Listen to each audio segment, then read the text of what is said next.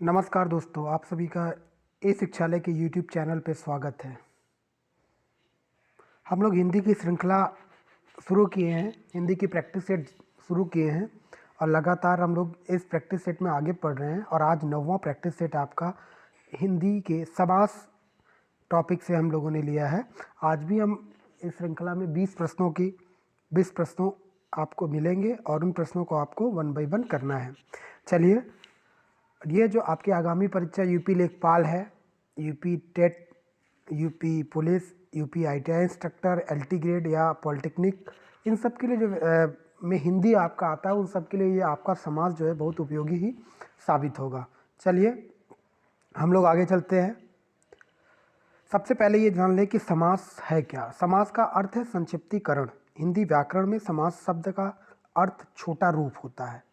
सरल भाषा में कहें तो दो या दो से अधिक शब्दों से मिलकर बने नए व छोटे शब्द को ही समास कहते हैं।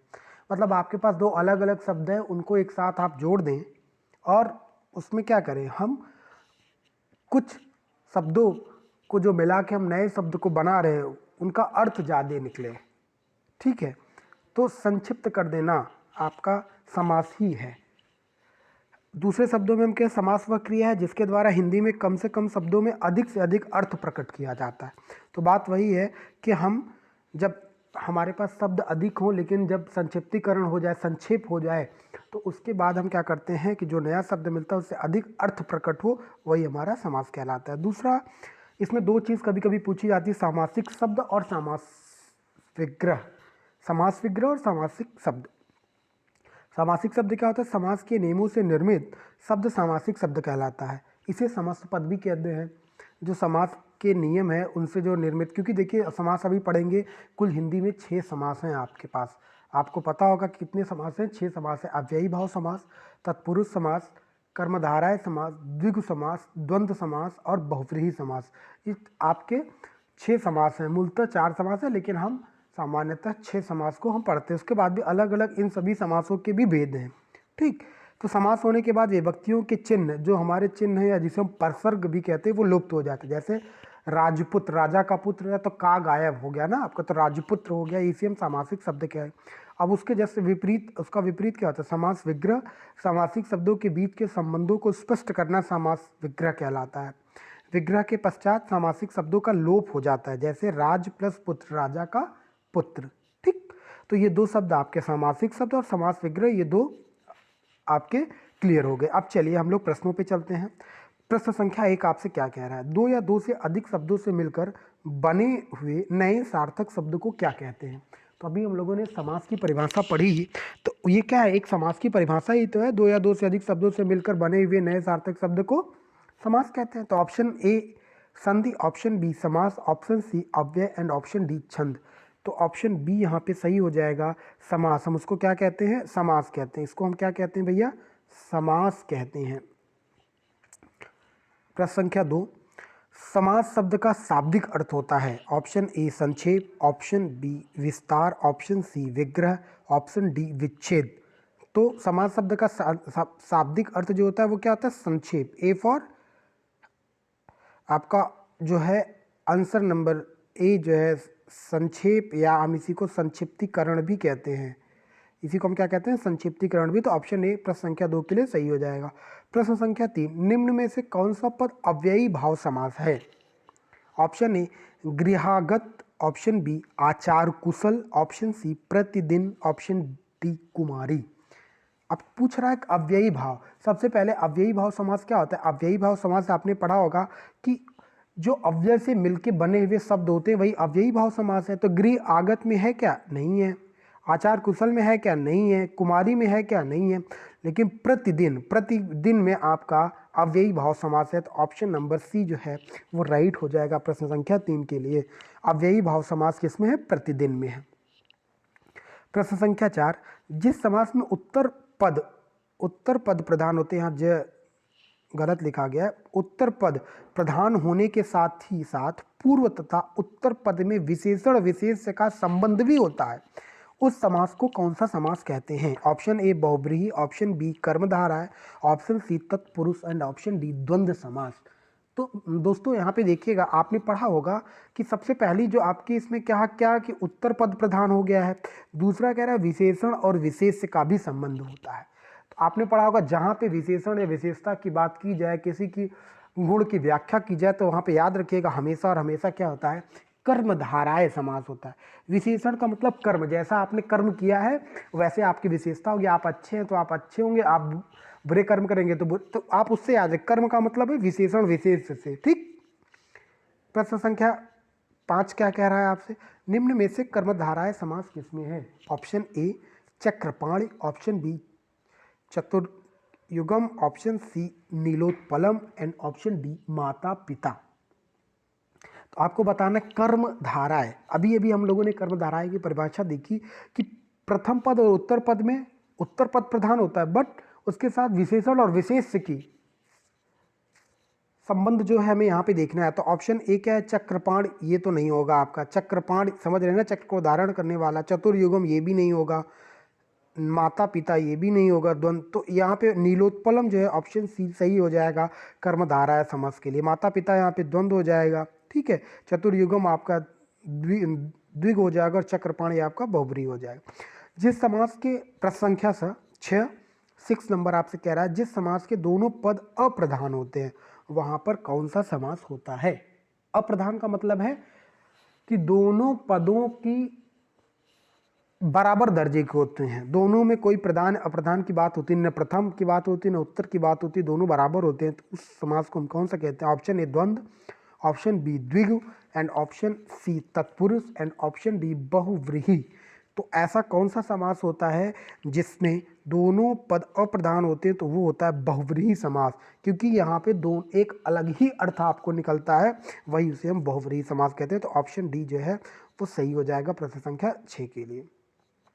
प्रश्न संख्या 7 जितेंद्रीय, बहुत पूछा जाने वाला प्रश्न। जितेंद्रीय में कौन सा समास है। ऑप्शन ए द्वंद्व, ऑप्शन बी बहुव्रीहि, ऑप्शन सी तत्पुरुष एंड ऑप्शन डी कर्मधाराय। तो आपको बताना है कि कौन सा समास है। तो देखिए द्वंद्व तो है नहीं, तत्पुरुष भी नहीं है, कर्मधारा विशेषता विशेष की बात तो नहीं रहे। बहु जितेंद्रीय जिसने इंद्रियों पे विजय प्राप्त कर ली हो, जितेंद्रीय, तो वहाँ पे क्या हो जाएगा, एक नया अर्थ आपको बनाना। तो ये क्या है, बहुव्रीहि समास। ऑप्शन बी जो है वो आपका सही हो जाएगा प्रश्न संख्या 7 के लिए। प्रश्न संख्या 8 देवासुर, देवासुर में कौन सा समास है। ऑप्शन ए बहुव्रीहि, ऑप्शन बी कर्मधारा है, ऑप्शन सी तत्पुरुष एंड ऑप्शन डी द्वंद्व। तो देवासुर का आप जब विग्रह कर देंगे तो क्या हो जाएगा, देव और असुर, देव और असुर।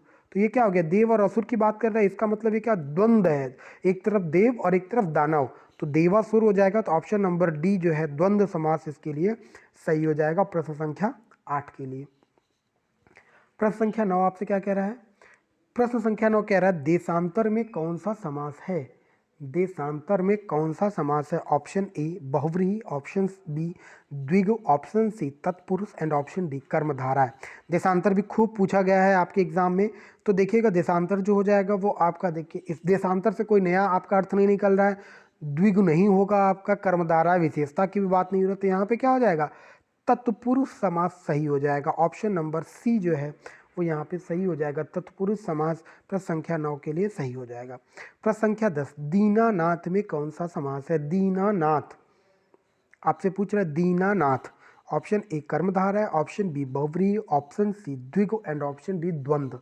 तो पहले ये देखिए दीनानाथ, दीनों के नाथ ना, नाथ मतलब भगवान ईश्वर जो भी आप कह लीजिए, तो इसका मतलब विशेषता है ना। तो यहाँ पे क्या हो जाएगा, कर्मधारा है। ऑप्शन ए आपका सही हो जाएगा प्रश्न संख्या 10 के लिए। दीनानाथ का सही आंसर कर्मधारा हो जाएगा। प्रश्न संख्या 11 मुख दर्शन में कौन सा समास है। ऑप्शन ए द्विगु, ऑप्शन बी तत्पुरुष, ऑप्शन सी द्वंद्व एंड ऑप्शन डी बहुव्रीहि। तो प्रश्न संख्या 11 के लिए सही आंसर क्या होगा, मुख दर्शन आपसे पूछ रहा है। मुख दर्शन में मुख का दर्शन का कारक आ रहा है, तत्पुरुष की बात हो रही है। तो यहाँ पे ऑप्शन नंबर बी जो है तत्पुरुष समास सही हो जाएगा प्रश्न संख्या 11 के लिए। प्रश्न संख्या 12 कौन सा शब्द बहुव्रीहि समास का सही उदाहरण नहीं है। यहाँ बहुव्रीहि थोड़ा गलत लिखा गया है इसको। ऑप्शन ए निशिदेन, ऑप्शन बी त्रिभुवन, ऑप्शन सी पंचानन, ऑप्शन डी पुरुष सिंह। आपसे पूछा बहुव्रीहि का समास का सही उदाहरण है, आपसे पूछ रहा है। त्रिभुवन नहीं होगा, पंचानन नहीं होगा, इसमें क्या हो जाएगा, सब द्विगु है ना भैया। इसमें क्या है कि जो आपकी शुरुआत हो रही है वो गिनती से, मतलब संख्यावाची शब्दों से हो रहा है। त्रिभुवन 3, पंचानन 5, तो पुरुष। अब आपको क्या बताना, चौथा ऑप्शन है आपका पुरुष सिंह है। एंड ऑप्शन ए क्या है, निसिदिन। सॉरी, एक बार फिर से इस प्रश्न को देखा जाए। प्रश्न संख्या 12 बहुब्रीहि समास का सही उदाहरण आपसे पूछ रहा है, ठीक है। तो निसिदिन तो होगा नहीं, त्रिभुवन, तीनों भुवन, पुरुष सिंह, ऑप्शन पंचानन ही सही होगा। पंचानन जो है आपका, इससे देखिए ये आपका नया एक पंचानन एक नई आपकी अर्थ बता रहे थे यहाँ पे। प्रश्न संख्या 12 के लिए बहुब्रीहि समास का उदाहरण जो सही है पंचानन ही होगा, ऑप्शन नंबर सी सही हो जाएगा। प्रश्न संख्या 13 निशाचर में कौन सा समास है। निशाचर, निशा मतलब रात, चर मतलब चरने वाले, रात में चरने वाले। तो ऑप्शन ए अव्ययी भाव, ऑप्शन बी कर्मधारय, ऑप्शन सी बहुब्रीहि, ऑप्शन डी इनमें से कोई नहीं। तो आपका क्या होगा, निशाचर मतलब रात में कौन चलता है, उल्लू चलते हैं, चमगादड़। तो निशाचर मतलब या दानव भी आप कहते हैं, तो एक अलग अर्थ प्रतीत कर रहा है, इसलिए बहुब्रीहि समास आपका प्रश्न संख्या 13 के लिए सही हो जाएगा। प्रश्न संख्या 14 चौराहा में कौन सा समास है। चौराहा, ऑप्शन ए बहुब्रीहि, ऑप्शन बी तत्पुरुष, ऑप्शन सी अव्ययी भाव, ऑप्शन डी द्विगु। तो चौराहा में चार आ गया, क्या आ गया, चार मुंहों वाला चौराहा, चार मुंहों वाला रास्ता, मतलब आपके पास अलग अलग चार रास्ते चौराहा में। तो ऑप्शन नंबर डी जो है वो सही हो जाएगा, द्विगु समास हो जाएगा प्रश्न संख्या 14 के लिए। प्रश्न संख्या 15 दसमुख में कौन सा समास है। दसमुख, ऑप्शन ए कर्मधारय, ऑप्शन बी बहुव्रीहि, ऑप्शन सी तत्पुरुष, ऑप्शन डी द्विगु। देखिए यहाँ पे भी बहुत सारे बच्चे 10 की वजह आने से आप 10 का समझ लेंगे, लेकिन यहाँ पे कंफ्यूज बिल्कुल मत होइएगा। दसमुख, दसमुख किसका था, रावण का था, अलग अर्थ दिया ना रावण। तो यहाँ पे क्या आंसर सही हो जाएगा, ऑप्शन नंबर बी द्विगु जो है नहीं सही हो के बहुव्रीहि समास होगा। इस प्रश्न में दसमुख में क्या होगा, बहुव्रीहि समास होगा, ऑप्शन नंबर बी। प्रश्न संख्या 16 सपुरुष में कौन सा समास है। सपुरुष, ऑप्शन ए तत्पुरुष, ऑप्शन बी अव्ययी भाव, ऑप्शन सी कर्मधारय, ऑप्शन डी द्वंद्व समास। सपुरुष, अब आप देखिए इन दोनों में विशेषण विशेष की बात आ रही है क्या, हाँ आ रही है, ठीक है। उत्तर पद प्रधान है क्या, बिल्कुल प्रधान है। तो यहाँ पे प्रश्न संख्या 16 के लिए जो सही आंसर हो जाएगा वो क्या हो जाएगा, कर्मधाराय समास हो जाएगा, सी जो है आपका सही आंसर हो जाएगा। प्रश्न संख्या 17 विशेषण और विशेष्य के योग से कौन सा समास बनता है। ऑप्शन ए द्विगु समास, ऑप्शन बी द्वंद्व समास, ऑप्शन सी कर्मधाराय समास एंड ऑप्शन डी तत्पुरुष समास। तो आपको पता है विशेषण और विशेष के लिए कर्मधाराय समास ही बनता है। तो प्रश्न संख्या 17 के लिए सी आंसर सही हो जाएगा। प्रश्न संख्या 18 आपसे कह रहा है निम्न में से एक शब्द में द्विगु समास है, चयन कीजिए। दिए गए विकल्पों में एक जो है आपका द्विगु समास है, उसको आपको बताना है। ऑप्शन ए आजीवन, ऑप्शन बी भूदान, ऑप्शन सी सप्ताह एंड ऑप्शन डी पुरुष सिंह। तो आपको बताना है कौन सा है। आजीवन तो होगा नहीं, अब यही हो जाएगा, ये भी नहीं होगा, पुरुष सिंह भी नहीं, सप्ताह आपका सही हो जाएगा क्योंकि सप्ताह में 7 दिन आ गया ना। तो प्रश्न संख्या 18 के लिए ऑप्शन नंबर सी जो है वो सही हो जाएगा। प्रश्न संख्या 19 किस समास के दोनों शब्दों के समानाधिकरण होने पर कर्मधाराय समास होता है। ऑप्शन ए तत्पुरुष, ऑप्शन बी द्वंद्व, ऑप्शन सी द्विगु, ऑप्शन डी बहुव्रीहि। आपसे पूछ रहा है कि दोनों शब्दों के समान अधिकरण होने पर कर्मधाराय समास होता है, तो आपको बताना है कि कौन सा ऑप्शन इस प्रश्न संख्या के लिए सही हो जाएगा। तो आप प्रश्न संख्या 19 के लिए जो सही होगा आपका ऑप्शन ए तत्पुरुष, ऑप्शन बी द्वंद्व, ऑप्शन सी द्विगु, ऑप्शन डी बहुव्रीहि। तो प्रश्न संख्या 19 के लिए ऑप्शन ए तत्पुरुष समास ही होता है, ठीक। प्रश्न संख्या 20 किसमें सही सामासिक पद है। ऑप्शन ए पुरुष धन्वी, ऑप्शन बी दिवारात्रि, ऑप्शन सी त्रिलोकी, ऑप्शन डी मंत्री परिषद। किसमें सही सामासिक पद है वो आपको बताना है।